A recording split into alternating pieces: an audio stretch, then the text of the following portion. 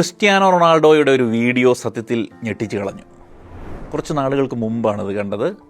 അതിലദ്ദേഹം പറയുകയാണ്, ഞാൻ കഴിഞ്ഞ ദിവസം ഒരു പ്രൈവറ്റ് ജെറ്റ് വാങ്ങാൻ തീരുമാനിച്ചു. ഒരു പ്രൈവറ്റ് ജെറ്റ് എനിക്ക് ഭയങ്കര ഇഷ്ടമായിരുന്നു. അത്യാവശ്യം നല്ല പണം ആവശ്യമുള്ള ഒരു സമ്പാദ്യം.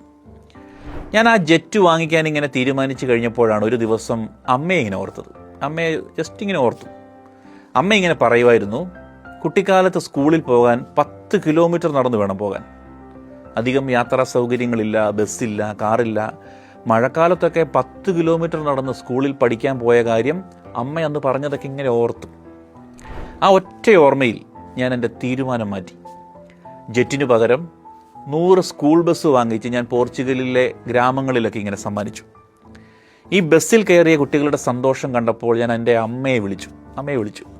അപ്പം അമ്മ ഒരുപാട് കരഞ്ഞു. നീ ഇപ്പോഴും ഇതൊക്കെ ഓർക്കുന്നുണ്ടല്ലോ എന്നോട് പറഞ്ഞു.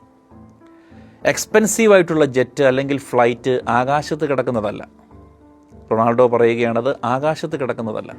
മറ്റുള്ളവരെ അല്പം കൂടി അവരുടെ സ്വപ്നത്തിലേക്ക് എത്തിക്കുന്നതാണ്, അവരുടെ സന്തോഷത്തിലേക്ക് എത്തിക്കുന്നതാണ്, അവരെ വിദ്യാഭ്യാസത്തിലേക്ക് എത്തിക്കുന്നതാണ്, അവരുടെ ബെറ്റർ ഫ്യൂച്ചറിലേക്ക് അവരെ എത്തിക്കുന്നതായിരിക്കും. And that is the most expensive jet in the world.